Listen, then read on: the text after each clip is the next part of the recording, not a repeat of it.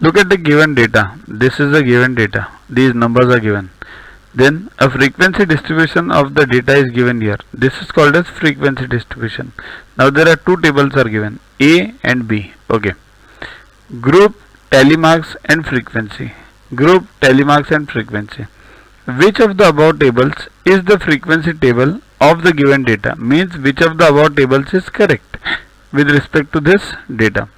So you have to check each one. Means 0 to 10 it's given as 6. Check if there are 6. Then 10 to 20 it's shown as 11. Check if they are 11. See here, basic logic is in competitive exams we don't have time. So don't waste your time on the things which are same, like 0 to 10, 6, 6. Why should you waste your time on anything between 0 to 10? Don't waste it. Then 10 to 20, 11, 10. Yes, this you can check. But instead of checking 10 to 20, because there are 11 numbers and 10 numbers, they are huge. So 20 to 30, there is 4 and there is 5. This is easier to check, right?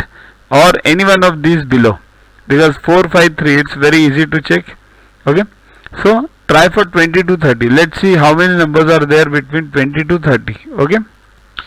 So check between 20 to 30. There are 5 elements. So B.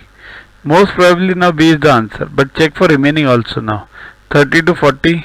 You can check there are 4. 40 to 50. You can count them.